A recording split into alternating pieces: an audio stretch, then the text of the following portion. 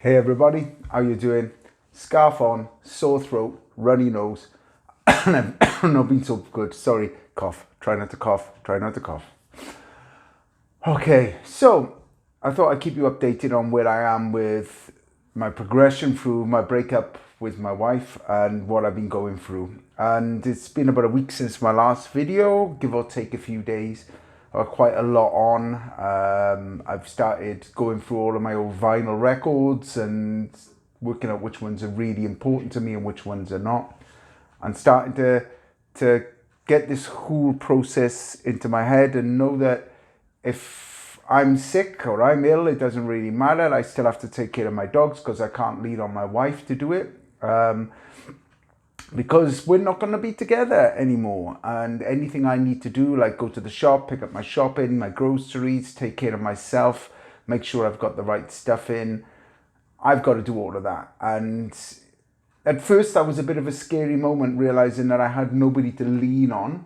And I was talking about this in one of my previous videos, but you don't realize how much you depend on each other for so many different things. And then, to take responsibility and start doing stuff and to open yourself up to the new challenges of you being able to do that is scary at first, but quite exciting as well.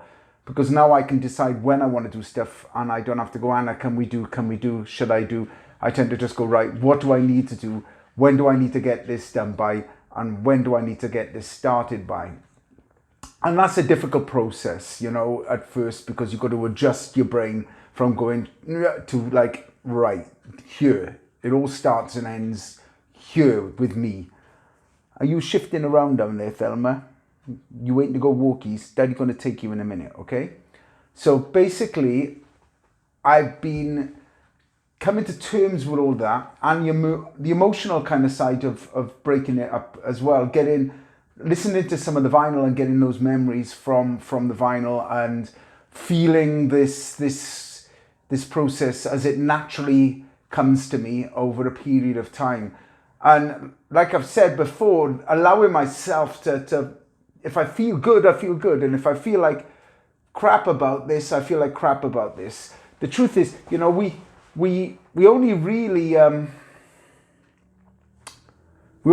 know what it's like to go through this when you go through it, because the difficulty we necessarily have is we tend to think that we know the process, we know everything, we've got it all worked out, and then something comes and poof, wow, I didn't expect that to happen. So we tend to constantly think that we've got all of this sorted and everything's together and everything is done and dusted, and then we get this little surprises, I would put it down. I wouldn't put it as bad moments or good moments. They can be both. And how lucky I was to have had those moments. Like I found one of my old laptops and was going through that and seen some amazing pictures of what we were going through and looking at my dogs, how they're now getting old and little things like that. And looking at pictures, going back through my Facebook profile of my uploads, and found loads of stuff that I kind of forget that I've done, and some amazing moments I've had with Anna. And just allowing myself to have those experiences, so that the quicker I get through these, rather than trying to not do them, I'm exposing myself to them gradually when I'm feeling strong enough to actually look at them, so that I can deal with them there and then, rather than feeling weak and having a weak moment and then looking at one of those things and going, oh my God, how the hell am I going to cope with it now? And then it becomes too much. It's hard as well sometimes, because quite a few of my friends finding it difficult to understand about why are we breaking up? Why can't we try? Why can't we give it another shot? Well, I don't know what the future has to hold. I don't know where I will be. Me and Anna might find other people in the next year or so, and we might be happy. We might want to be back together. We don't know, but we got to deal with what's right in front of us. And right now we need separation. We need time. We need distance. And we will miss, we've had 14 years of having contact with somebody, and, we still laugh about stuff. So we will miss that contact, that closeness we had. It brings tears to my eyes thinking about that. But that's a good thing, because it shows how much we really cared about each other. Oh, here they come, the little tears. And let me feel it. Let me feel that moment. Let me feel that emotion. Don't fight it, because that makes it worse. Just feel it, because if you fight it, that's what makes you cry, because you fight it. And let that moment pass. Right, now. And as I was saying, knowing that we've had that closeness and that support and that time together was magical when we wanted to be around each other all of the time. But that time passed over the last couple of years, and we slowly but surely started to grow apart from each other. It's not as if we don't love each other, and not as if we don't find each other attractive. It's just that we just started wanting different things intimately, and wanted different things emotionally from each other.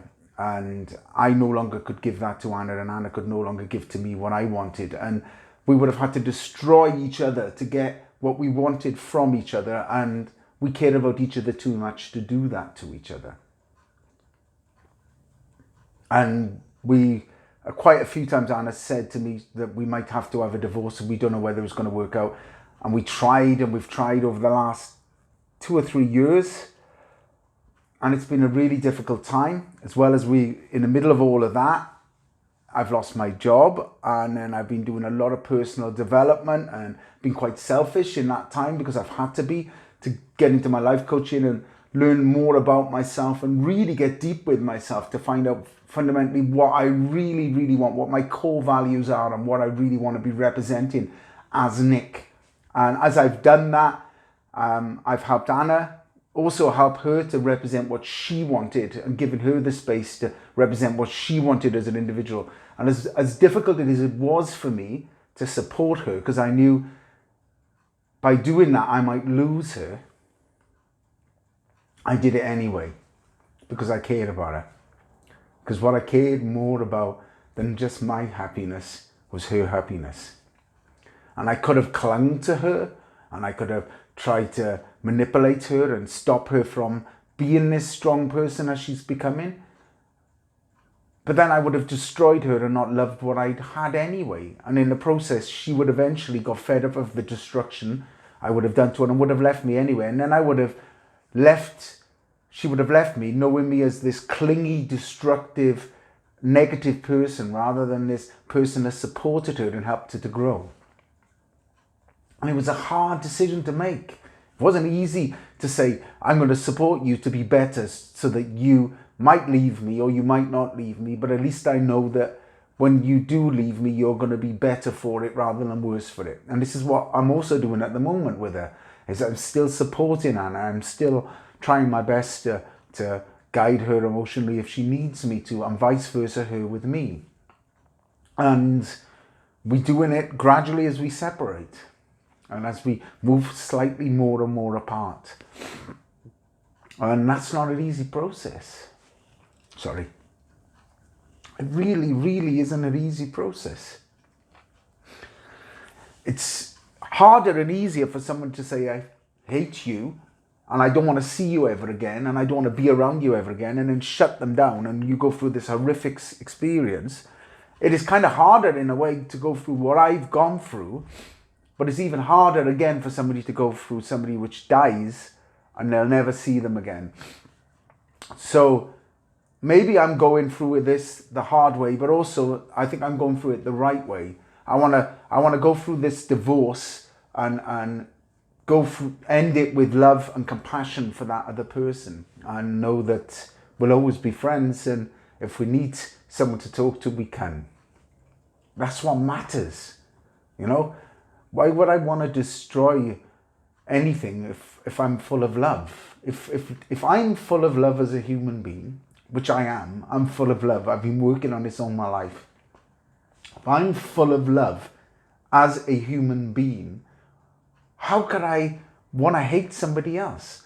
Only somebody that has hate and destruction and pain in themselves can hurt somebody else. So hurt people hurt other people. I said this in my Master Your Monster course. This is about all of this process. People who are hurt and have anger and pain inside want to cause hurt and anger and pain on the world around them. And that's why there's so much destruction in the world, because there's not enough people who truly love themselves. If people truly love themselves, they don't want to destroy or hurt or be destructive to the environment or be destructive to other things. They won't do things just for money. They'll do it because it's the right thing to do. So if we want to change the world, we need to change ourselves. We need to change fundamentally what we are and start being the representation of love and not judging people because we think we're better than them. You know, we're no better than anybody else. Like Buddha says, we all eat, we all piss, we all shit, we all breathe, we all die. You know, there's no difference between any of us. You know, we all are dependent on each other. So much more than we tend to think. Be independent and stand on your own. Well, yeah, where do your clothes come from, mate? Where does the fuel come from in your car? How do you get your mobile phone? Who makes that stuff? Who develops the software? You're dependent on everybody. I'm dependent on the people who invented this mobile phone for me to be able to do this video, for the internet to actually be there, for me to be able to reach this message to you. Now, I might be independent as a person. I might not be so dependent on people around me. I need you to help me, because that's needy. That's different, but we're all dependent on each other. It's in more ways than you can ever imagine, but you can be independent as well and be strong. And all of us can represent the best version of us as we possibly can. And we can only do that by working on us and developing love and compassion for ourselves. Because then we can offer love and compassion for other people. Because if I've offered love and compassion for me, I'm not having to give something to somebody else to make myself feel better. I'm giving something to somebody else to hopefully help them to feel better. You know, to help them on their way. Because I'm already sorted. So then I've got it to offer. Like there's a paragraph in the Bible by Jesus. He says, "My cup of overfloweth, so drinketh from me." What that actually means is to overflow with yourself, you've got to be fulfilled of yourself. And that means you must have no space for any crap. You have to empty yourself for all of the crap and all of the negativity you possibly can. And then believe in yourself so you can offer what you are wholeheartedly 100% as the best version of you possibly can. And this process of divorce and what I'm going through has really tested those belief systems for me, really tested my inner core values, and it's really drove me to be a stronger, more driven, more compassionate, more loving, more caring person. And that's all this is all about. You know, don't leave divorce and say it broke me. Leave divorce and say, I got over it. And because I got over it, I'm stronger than it. You only get through something, not because it makes you weaker. You get through something because you become stronger than what you've got through. It's like lifting a 20 kilo weight. You can't lift it at first. You start on lower weights and then eventually you can lift 25 kilo. Guess what? I got over the 20 kilo weight. That's why gym training, exercising, doing things is all interlinked. You know, it's all interlinked in the process of us developing ourselves and becoming stronger in our mind and on our body and committing to the process of being the best version of what we can be. I'm loving this process and I'm terrified of it at the same time. But the fear is not going to stop me from striving forward. So that's my lesson for today. And I'm going to cut it there. Please, if you can, share my videos if you think they will help somebody, because that's the whole process of this.